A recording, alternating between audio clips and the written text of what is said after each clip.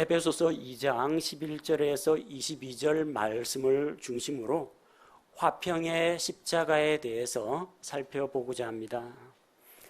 여러분은 십자가 하면은 제일 먼저 떠오르는 것이 무엇입니까? 대부분의 사람들은 병원, 약국, 교회 이런 정도로 생각할 겁니다. 그런데 한때는 이 십자가가 무시무시한 공포의 상징이었던 때도 있습니다. 중세시대에 로마 교황청에서 예루살렘을 탈환하기 위해서 십자가를 앞세우고 십자가 전쟁을 일으켰습니다. 왜 십자가 전쟁을 일으켰느냐? 당시 로마 가톨릭 교회에서는 하나님의 말씀을 믿음으로 받아들이지 않았습니다. 구약 성경을 읽어보면 이스라엘의 회복에 대한 말씀이 나옵니다. AD 70년 로마에 의해서 예루살렘이 멸망당하고 유대인들이 천하각지로 다 흩어졌습니다. 땅도 잃어버렸습니다. 남아있는 것은 사람들밖에 남아있지 않습니다. 그런데 구약 성경에는 이스라엘이 그 땅으로 돌아온다. 또 시온으로 돌아와서 다윗의 왕좌에 앉아서 다스리는 왕이 나오실 것이라는 약속의 말씀이 있습니다. 그런데 이 인본주의 신학자들 눈으로 보기에는 도저히 이스라엘이라는 나라가 회복될 가망이 안 보이는 겁니다. 그러니까 구약 성경을 읽고 해석을 하려고 하면 자꾸 걸려서 넘어집니다. 대안으로 내세운 게 무엇이냐? 성경을 문자 그대로 해석하지 말고 영적으로 상징적으로 해석해서 이 문제를 건너뛰고자 했습니다. 그래서 이스라엘 하면은 저기 중동 지방에 있는 이스라엘이 아니라 구원받은 그리스도인이 이스라엘이다. 이스라엘 본래 아브라함의 자손인 이스라엘은 하나님께 반역을 하고 우상숭배의 죄를 저질렀고 하나님의 아들 유대인들의 왕이신 예수님을 십자가에 못 박아 죽였다. 그래서 그 죄로 인해서 그들은 저주를 받아서 이제 하나님에게서 떨어졌다라고 한 겁니다. 그래서 이스라엘은 버림받고 그 자리에 교회가 그 지위를 계승했다고 주장했습니다. 이걸 가리켜서 이스라엘 대체 신학이라고 합니다. 그래서 그 교회의 우두머리라고 하는 교황은 로마 바티칸에 있을 게 아니라 자기가 정통성을 가지려면 다윗의 왕좌에 앉아서 다스려야 한다는 겁니다. 아브라함의 자손 이스라엘이 아니라 자기가 정통, 종교 지도자, 지상에서 최고가는 우두머리 지도자이기 때문에 예루살렘이 자기 소유가 돼야 한다는 겁니다. 당시 이슬람 세력이 팔레스틴을 지배하고 있었습니다. 그래서 명분상으로는 이슬람교가 장악하고 있는 성지 예루살렘을 회복하는 것이었지만 실질적으로는 여기에는 여러 가지 이해관계가 깔려 있었습니다. 교황이 세속 군주들에 대한 지배력을 강화하기 위한 것이었습니다. 교황은 군대가 없습니다. 그러나 각 국가의 왕들은 군대를 가지고 있습니다. 그 군대 지휘권을 이제 교황이 갖는다는 겁니다. 십자군을 조직해서 이 성전을 벌여야 하니까 군대를 바치라는 겁니다. 그리고 십자군에 참가하는 사람들은 전쟁에서 살아 돌아올지 죽을지 모르기 때문에 십자군 원정을 떠나기 전에 재산을 전부 가톨릭교회에 기탁을 합니다. 그래서 십자군 전쟁에 사람들을 모으면 모을수록 그 사람이야 죽거나 말거나 가톨릭교회 재산은 늘어나는 겁니다. 이런 복합적인 그런 이해관계가 깔려 있기 때문에 십자군 원정은 여러 차례 진행이 되었습니다. 대부분의 전쟁이 그러하듯이 십자가를 앞세운 십자군 전쟁이라고 해서 어떤 종교적인 성스러운 전쟁이 아닙니다. 사람을 죽이고 부녀자를 폭행하고 불을 지르고 재물을 빼앗고 이런 일들이 비일비재했습니다. 십자가를 앞세워서 사람들을 학살하는 전쟁, 이게 과연 십자가의 정신이냐는 겁니다.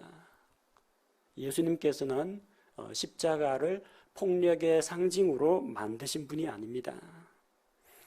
로마 가톨릭 교회는 십자군 전쟁뿐만 아니라 성경대로 믿는 그리스도인들을 박해하고 잡아 죽이고 그들에게서 성경을 빼앗았습니다.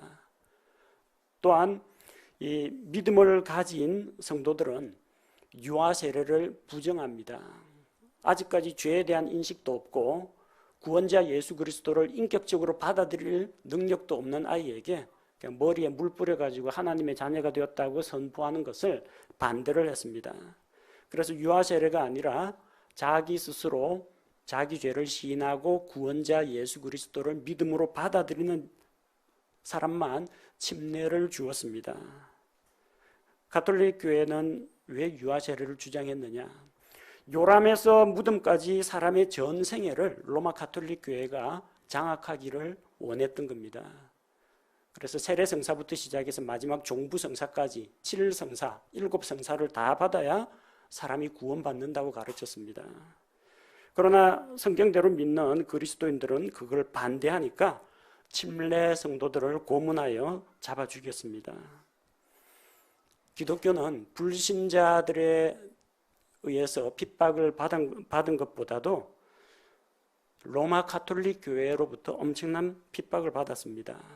또한 이 십자가를 앞세운 사제들이 어느 집안에 들이닥쳐가지고 이단으로 정죄하고 마녀 사냥을 하면서 다녔습니다. 그래서 그 집안의 재산을 몰수하고 사람을 고문하고 죽였습니다. 그 당시에는 십자가 하면 그야말로 공포의 상징이었습니다. 그러나 우리가 성경을 읽어보면 예수님의 십자가는 사람들을 약탈하고 고문하고 학살하는 수단이 아니었습니다. 예수님의 십자가는 화평의 십자가입니다. 그분의 십자가는 평화의 십자가입니다. 하나님과 사람 사이를 화목하게 만드셨고 사람과 사람 사이를 화평하게 만드신 것이 예수 그리스도의 십자가입니다. 예수 그리스도의 이름에는 여러 이름들이 있습니다. 이사야 9장 6절에는 예수님의 이름이 몇 가지 소개됩니다. 이는 한 아이가 우리에게 태어났고 한 아들을 우리에게 주셨는데 그의 어깨에는 정권이 놓이고 그의 이름은 놀라우시니 좋은 자, 강하신 하나님, 영존하는 아버지, 평화의 통치자라 할 것이기 때문이라. 이사야 9장 6절에 나오는 5가지 이름 가운데 하나가 평화의 통치자입니다. 예수님은 평화의 통치자입니다. 예수님이 이 세상에 태어나실 때 하나님께서는 이 땅에 평화를 주셨습니다. 누가복음 2장 14절에 가장 높은 곳에서는 하나님께 영광이요 땅에서는 평화와 사람들을 향한 선하신 뜻이로다 하니라. 예수님이 세상에 태어남으로 말미암아 땅에서는 평화라고 했습니다. 이 땅에 평화를 주러 오신 분입니다. 예수님께서 우리 죄를 대속하기 위해 나귀를 타고 예루살렘으로 올라가실 때 그때는 이 찬양이 바뀝니다. 땅의 평화가 아니라 하늘의 평화로 바뀝니다. 누가복음 19장 38절을 보면 이르되 찬송하리로다 주의 이름으로 오시는 왕이여 하늘에는 평화요 가장 높은 곳에는 영광이로다 하며 가장 높은 곳에는 하나님께 영광 이건 바뀐 게 없습니다. 뭐가 바뀌었습니까? 땅에서는 평화라고 했는데 예수님 탄생 때 예수님이 십자가를 지기 위해서 예루살렘으로 올라가실 때에는 하늘에는 평화라고 했습니다.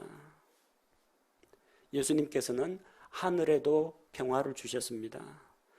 땅과 하늘이 죄로 인해서 적대합니다. 땅에 있는 사람들은 하나님을 반역한 죄인들입니다.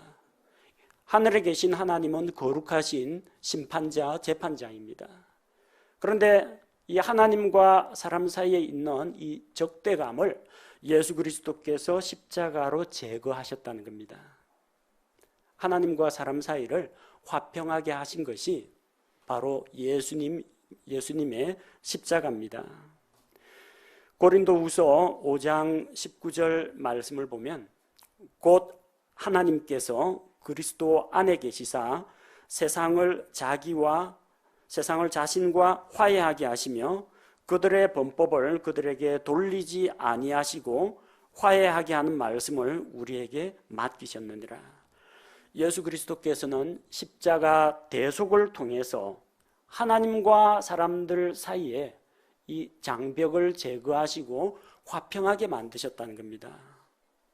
그래서 예수님은 평화의 왕으로 오신 분입니다. 사람들에게 평화를 주셨습니다. 하늘에도 평화가 있게 하셨습니다. 그분이 우리의 구원자 예수님이십니다. 구체적으로 오늘 우리는 본문 말씀을 통해서 예수님께서 어떻게 이 화평의 사역을 이루셨는지 살펴보고자 합니다. 11절 말씀은 에베소 교회 성도들을 향해서 사도 바울이 하는 말입니다. 그러므로 기억하라. 너희는 에베소 교회 성도들입니다. 에베소 사람들입니다. 너희는 지나간 때에는 육체로는 이방인이요 손으로는 육체에 행하는 할례를 받아 할례자라 불리는 자에 의해 무할례자들이라 불리던 자들이라. 이전에 에베소 지역에 살고 있던 사람들은 육체적으로 혈통적으로 외부인이었습니다.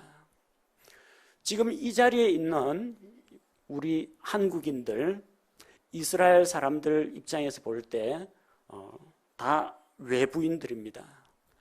아브라함의 혈통을 따라 태어난 자들이 아니기 때문입니다. 육체로는 이방인이었습니다. 또 그들은 유대인들은 자기를 가리켜서 할례자라고 부릅니다. 할례라는 것은 하나님께서 아브라함에게 주신 언약의 표징입니다. 언약의 표를 자기 몸에 새깁니다. 나는 하나님께서 약속하신 아브라함의 자손입니다. 그 표시입니다. 반면 그들은 유대인들을 제외한 다른 사람들을 무할례자들, 할례받지 못한 자들이라고 불렀습니다. 우리 역시 할례받지 못한 사람들입니다.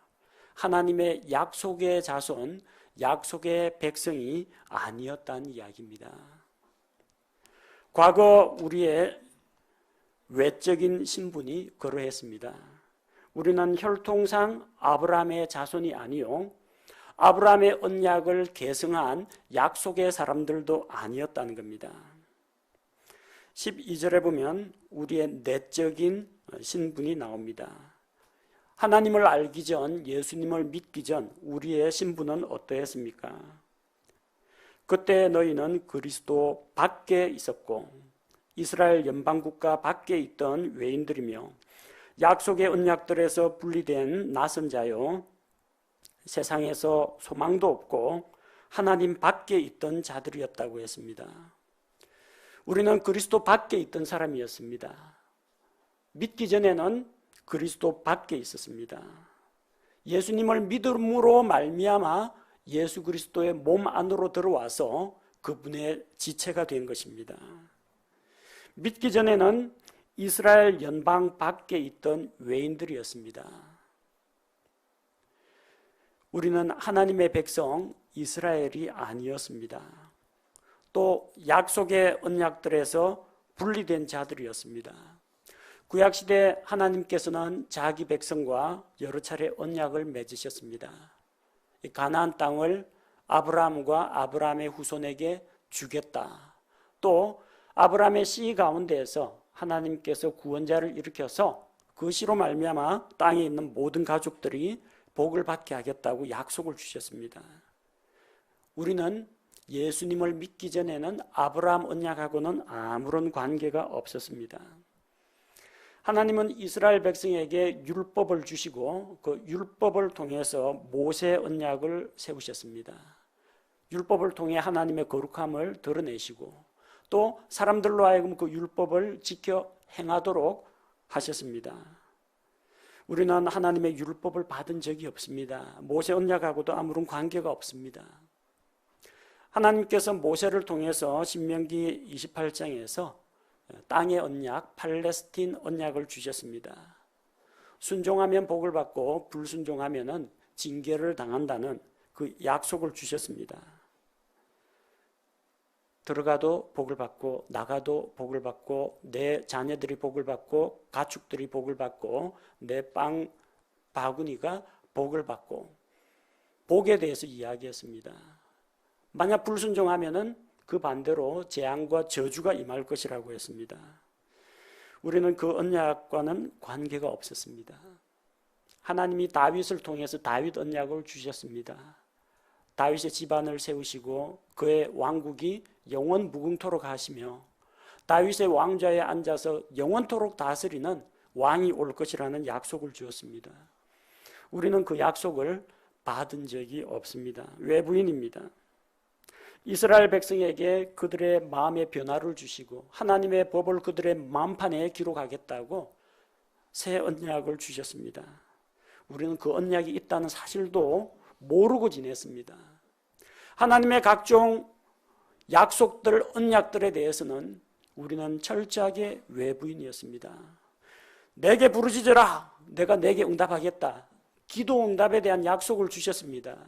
우리가 예수님을 믿지 않을 때는 그 약속이 우리하고 관계가 없었습니다. 시험을 당할 때 이길 힘을 주시고 피할 길을 주신다는 약속이 성경에 고린도전서 10장 13절에 나옵니다. 그런데 예수님을 믿지 않는 자는 이 약속하고는 아무런 관계가 없습니다. 요한일서 1장 9절에 우리가 죄를 지으면 예수 그리스도의 피로 말미암아 우리가 죄 용서받고 우리가 우리 죄를 자백할 때 죄에 대한 용서와 우리 마음을 깨끗하게 해주신다는 약속이 있지만 예수님 밖에 있을 때 이전에는 이 약속하고는 아무런 상관이 없었습니다. 어디로 가든지 함께 동행해 주신다는 약속, 우리의 쓸 것을 공급하시고 필요를 채워주신다는 약속, 성경에 얼마나 많은 약속이 있습니까? 우리는 그 약속하고는 아무런 관계가 없는 자들이었다는 겁니다. 약속의 언약들에서 분리된 자였습니다. 세상에서는 소망이 없었습니다. 죄 가운데 태어나서 죄를 짓다가 죽어서 죄에 대한 대가로 형벌을 받아서 꺼지지 않는 불 속으로 들어가는 것, 영원한 지옥의 형벌을 받는 것이 우리의 인생의 여정이었습니다. 부활에 대한 소망이 없었습니다. 천국에 대한 소망이 없었습니다. 우리는 외인이었습니다. 하나님이 낯선 자라고 불렀습니다. 세상에는 아무런 소망도 없는 그런 자들이었습니다. 우리는 하나님 밖에 있던 자들이었습니다. 하나님께 속하지 않고 마귀에게 속해 있었다는 것입니다. 자, 그런데 이제 그렇게 멀리 떨어져 있던 우리가 서로 가까워졌습니다.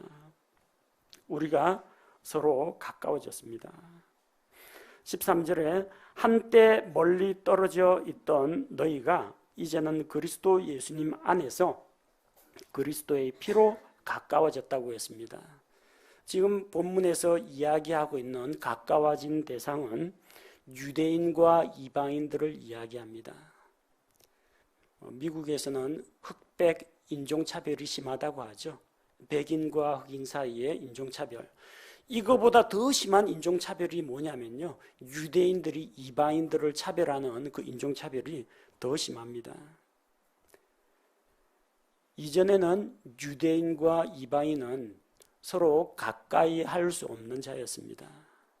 그런데 예수님께서 십자가에서 흘리신 대속의 피를 믿는 믿음으로 우리가 구원받은 백성이 되면서 예수 그리스도 안에서는 유대인이나 이방인이나 구별이 없어졌습니다. 다 예수 그리스도의 신부요, 예수 그리스도의 몸의 지체요, 다 같은 하나님의 자녀가 되었다는 겁니다. 우리 교회에 새로 오시는 분들, 근데 새로 다른 교회에서 누가 새로 우리를 방문했다거나 혹은 우리와 같이 신앙생활을 하기 위해서 오셨다 그러면은 한 번도 본 적이 없는 사람인데 되게 반갑죠. 전혀 낯설거나 어색하지 않습니다. 멀리 여행을 하다가 어떤 가게에 들렀다. 또 여행지에서 누군가를 만났다. 근데 상대방이 그리스도인임을 알게 되면 그렇게 반갑습니다. 한순간에 경계하는 마음이나 적대감 같은 것이 사라지고 마치 한 가족이라는 그런 생각이 듭니다. 왜 그렇습니까? 그리스도 안에는 유대인이나 이방인이나 일본 사람이나 미국 사람이나 한국 사람이나 국가나 민족이나 남자나 여자나 나이나 그런 차이가 없어지기 때문입니다. 똑같이 하나님의 자녀요 예수 그리스도의 몸이 되기 때문입니다. 우리 삶 가운데에서 여러분의 일상생활에 이 원리를 적용하시기 바랍니다. 우리는 그리스도 예수님 안에서 가까워집니다. 혹시 부부간의 사이가 안 좋은 분 계십니까? 가정 상담, 부부 상담 클리닉 그런 거 받으실 필요 없습니다. 방법은 그 남편 되시는 분이 날마다 주님을 가까이 하고 주님께 다가가시기 바랍니다. 부인 되시는 분도 날마다 주님을 가까이 하고 주님께로 가까이 나아가시기 바랍니다. 옛날에는 이렇게 서로 멀리 있던 사람이 예수님께로 가까이 가면 결국 두 사람도 가까워지기 마련입니다.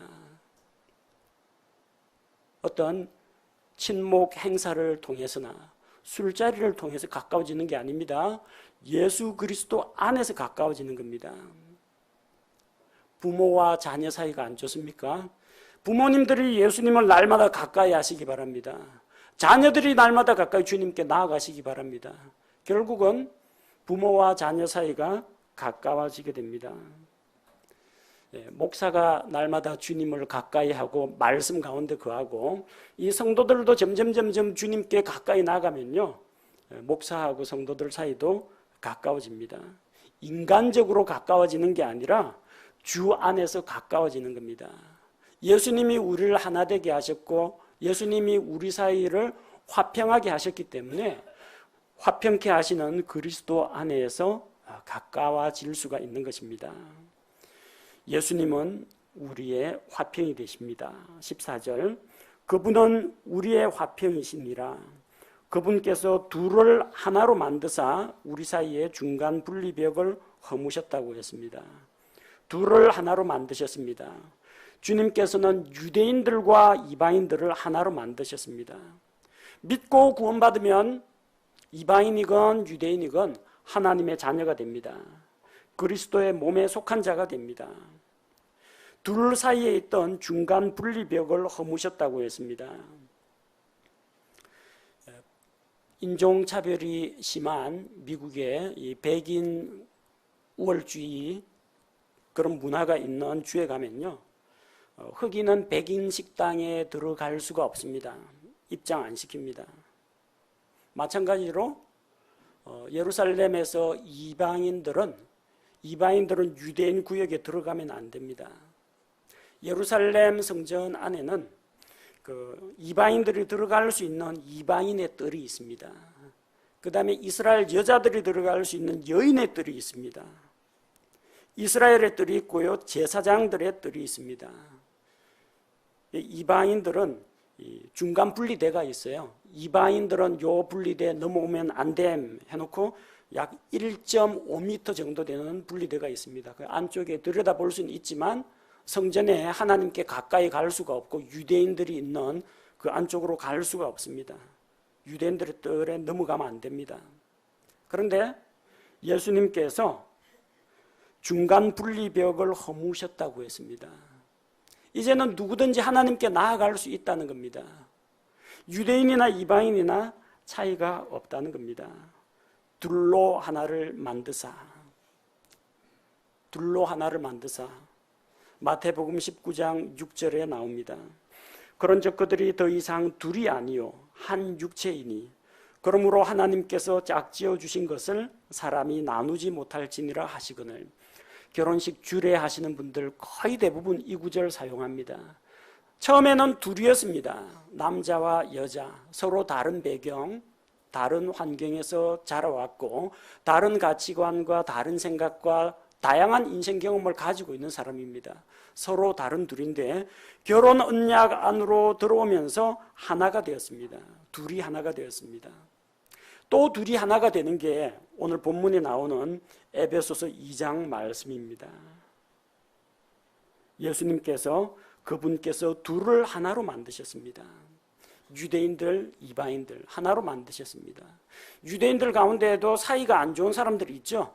그들도 하나로 만드셨습니다. 이방인들도 그 사람들 사이에서 사이 안 좋은 사람들이 있죠. 하나로 만드셨습니다. 혹시 여러분 자신과 주변에 있는 성도들 사이에 보이지 않는 중간 분리벽이 있습니까? 요 정도까지는 괜찮은데 더 이상 타치하지 마. 내 사생활이야. 딱 못 들어오게 더 이상은 깊이 있는 교제가 안 되는 사람이 있습니까?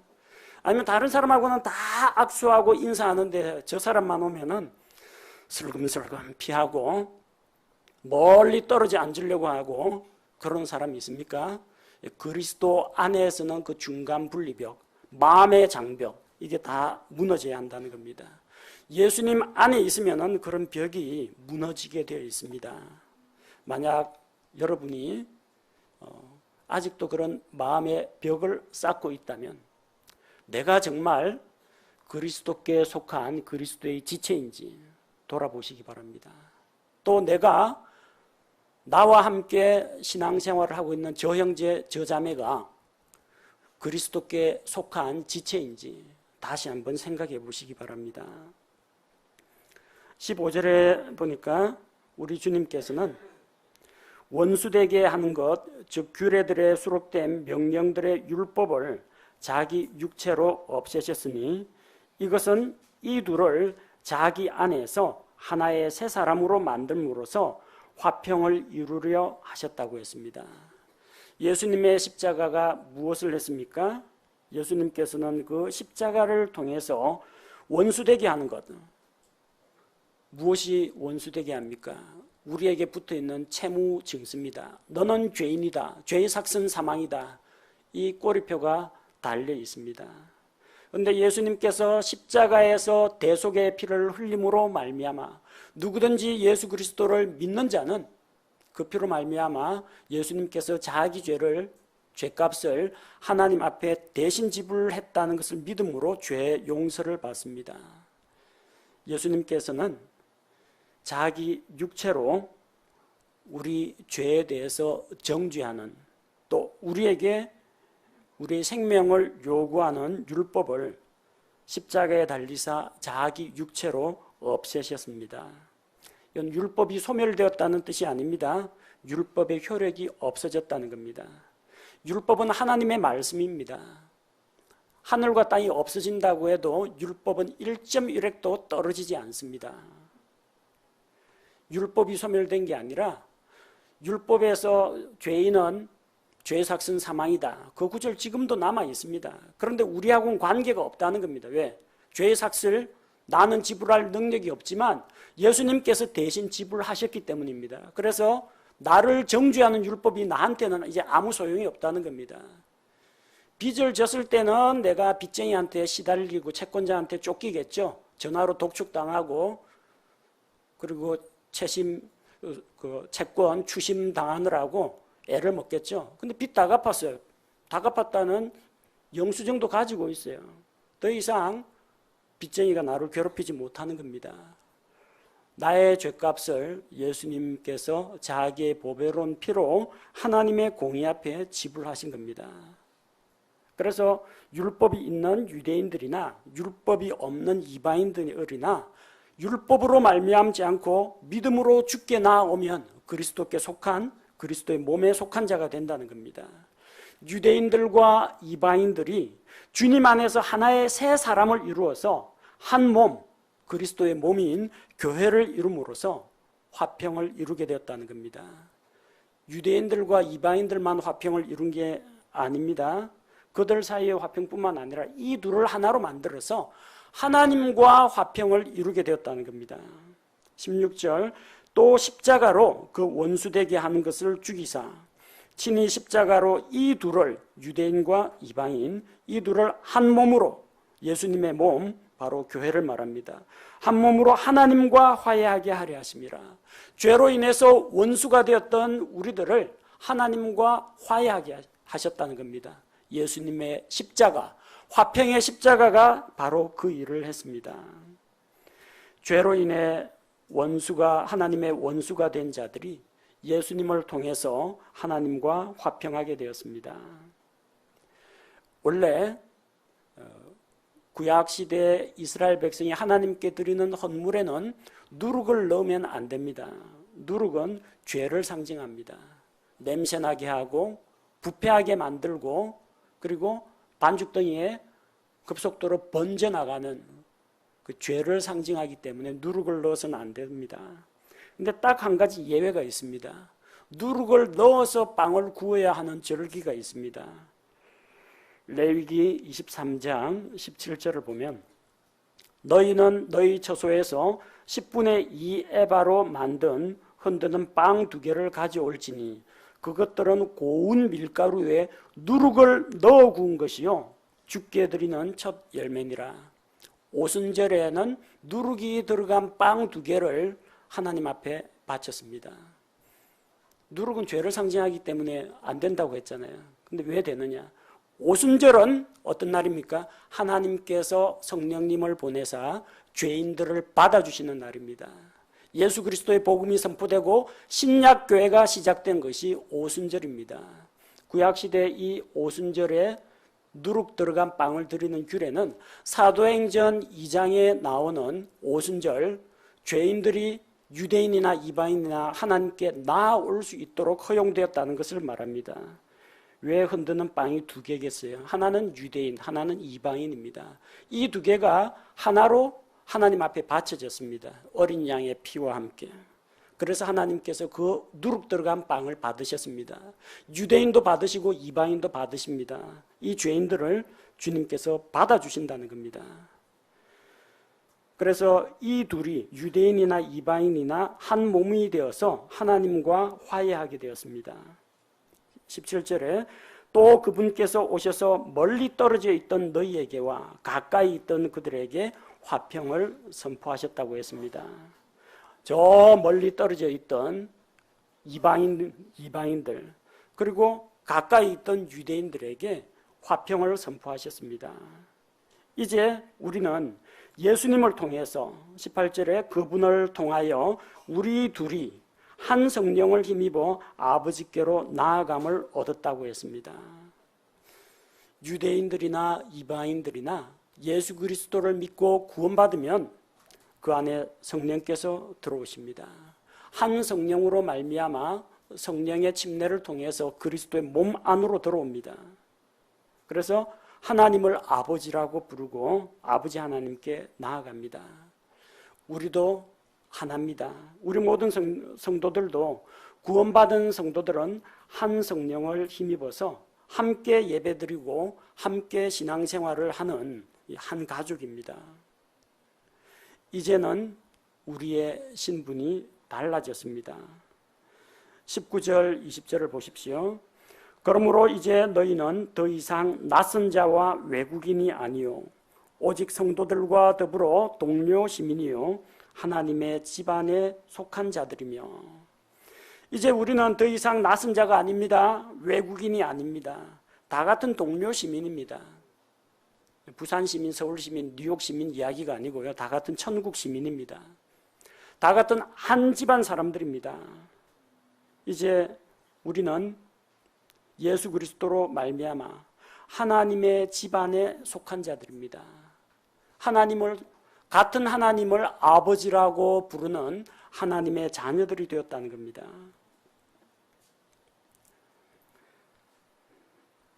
20절 말씀을 보십시오. 또 사도들과 대언자들의 기초 위에 세워진 자들이니라. 예수 그리스도께서 친히 으뜸 모퉁이 돌이 되신다고 했습니다. 교회는 성도들의 연합체입니다. 이 나무와 벽돌로 지은 예배당 건물이 아닙니다. 요거는 예배당, 교회당, 그렇게 부릅니다. 교회는 예수 그리스도를 믿고 구원받은 성도들의 연합체입니다. 그런데 교회를 건물에 비유한 것입니다. 우리 교회를 20절에서는 건물에 비유했습니다. 사도들과 대언자들이 기초를 닦는 일을 했습니다. 구약시대로부터 내려오는 수많은 대언자들이 메시아에 오실 것을 선포했고 백성들의 마음을 준비했습니다. 또한 예수님의 사도들이 이 터를 닦았습니다. 그리고 그 터 위에 예수 그리스도께서 어떤 모퉁이 돌이 되셨습니다. 모퉁이 돌, 크고 튼튼한 돌로 모퉁이 돌을 세웁니다. 그 돌을 중심으로 위, 아래, 좌우 돌들이 잘 연결돼야 됩니다. 그리고 그 기초 위에 우리가 세워졌고 세워져 가고 있습니다. 21절에는 그분 안에서 모든 건물이 꼭 맞게 함께 뼈대를 이루어 주 안에서 한 거룩한 전으로 자라간다고 했습니다. 하나님과 화평을 이루고 성도들이 서로 교제하면서 연합함으로 말미암아 우리는 하나의 거룩한 전으로 자라갑니다. 이 예배당 건물은 자라가지 않습니다. 좀 자라갔으면 좋겠습니다. 지금 예배드리는 자리가 좁아가지고 성도들 숫자가 불어날 때마다 뒤쪽으로 예배당 건물이 자랐으면 좋겠어요. 숫자 더 많아지면 여기 2층 건물로 좀 자라갔으면 좋겠어요. 근데 이거는 건물이기 때문에 자라지 않습니다. 근데 교회는 자랍니다. 21절에 우리는 주 안에서 하나의 거룩한 전으로 자라갑니다. 생명체이기 때문에 자라갑니다. 유기체이기 때문에 자라갑니다. 벽돌과 시멘트로 만든 건물은 자라가지 않습니다. 우리는 자라갑니다. 여러분 각 개인이 예수 그리스도를 믿는 믿음 안에서 자라갑니다. 그리스도인으로 성장하면서 성령의 열매를 맺으면서 사랑의 성품을 가진 자로 자라갑니다. 그 각 개인이 영적으로 성장할 때 우리 교회가 자라갑니다. 믿지 않는 자들이 이 교회를 통해서 구원을 받습니다. 우리 성도들을 통해서 복음을 듣고 한 몸 안으로 연결됩니다. 그렇게 해서 우리 믿음의 공동체가 더 커집니다. 주 안에서 거룩한 전으로 계속 질적으로나 양적으로나 자라가게 됩니다. 또 22절 말씀을 보면 그분 안에서, 예수님 안에서 너희도 성령을 통해 하나님의 처소로 함께 세워져 있다고 했습니다. 우리가 건물이라면 무너지지 말아야 됩니다. 건물이 언제 무너집니까? 중요한 벽돌들 몇 개씩 빠지면요, 건물 무너집니다. 여러분, 이 나무 쌓기 해보셨죠? 나무 쌓기 놀이 해보셨죠? 그 다음에 하나씩 싹 빼기 하죠? 차례대로. 나중에 무너뜨린 사람이 게임에서 지게 되는 겁니다. 마찬가지입니다. 이 건물을 구성하고 있는 기둥 하나 뽑고 저기서 벽돌 몇 개씩 뽑고 철근 뽑고 하면요, 건물이 약해집니다. 내려앉습니다. 우리 믿음의 공동체 역시 마찬가지입니다. 저 형제 저 자매는 좀 안 나왔으면 좋겠는데 그 형제 자매가 없으면 안 됩니다. 몸 가운데서 여러분 눈에 안 보인다고 간스럽게 빼겠습니까? 아니 팔다리 빼겠습니까? 그 중에 눈의 역할, 귀의 역할, 입의 역할 하는 형제 자매들이 있는데 그거 빼가지고 어떻게 온전한 몸을 이루겠습니까? 그리스도 안에서 하나님께서 다 필요하다고 이 교회로 보내셨는데 또 그들을 통해서 우리 각 사람을 서로 채워주고 세워주고 일으켜주고 하는데 누구 한 사람 빈자리 생기면요, 무너집니다. 건물에서 벽돌을 뽑으면 안 됩니다. 여러분, 우리는 무너지지 않도록 서로 뼈대가 함께 짜맞춰져서 연결돼야 됩니다. 연합해야 됩니다. 지지하고 세워줘야 됩니다. 건물이 언제 무너집니까? 이 벽에 금이 가가지고요, 이게 쫙 거리가 멀어지면 지지하는 힘이 약해가지고 무너집니다. 기둥에 금이 가면, 지붕에 균열이 생기면 무너집니다. 성도들 사이가 멀어지거나 틈이 벌어지지 않도록 해야 됩니다. 성도들 사이의 관계가 뒤틀리지 않도록 해야 됩니다. 그러면은 이 하나로 굳게 세워져서 자라가야 할 이 공동체가 무너지게 됩니다. 성도들은 서로 견제하고 비방하고 깎아내리지 말고 서로 권면하고 세워주고 칭찬해주고 격려하고 위로해주는 관계가 되어야 합니다. 그게 십자가를 통해서 구원받은 성도들의 모습입니다. 예수님의 십자가는 성도들끼리 서로 싸우라고 십자가 지신 게 아닙니다. 원수 같은 사람들도 다시 화해하고 평화롭게 하도록 하기 위해서, 죄로 인해서 하나님과 원수가 된 그 사람들을 위해서 예수님께서 십자가를 지셨습니다. 예수님은 평화의 통치자십니다. 하나님과 사람 사이를 화평하게 하셨고 사람과 사람 사이를 화평하게 하셨습니다. 유대인과 이방인, 그리스도 안에서 하나입니다. 장로교인과 침례교인 그 구별 없습니다. 예수 그리스도 안에서 구원받은 성도라면 다 같이 한 몸입니다. 남편과 아내, 부모와 자식, 구원받은 자들이라면 다 하나입니다. 서로 긴밀하게 연결되어서 함께 성장해 나가야 할 우리 살아있는 하나님의 전입니다. 화평의 십자가를 지신 우리 주 예수님, 죄인들과 하나님 사이를 화해하게 하시고 사람과 사람 사이에 있는 적대감과 거리감을 없애고 다 용서하고 받아들이게 하신 우리 주님, 예수님의 화평의 십자가를 기억하면서 우리 성도들이 서로 화평하게 지내고 주 안에서 견고하게, 교제 안에서 긴밀하게 연락되고 또 서로 세워주는 성도들이 되기를 원합니다.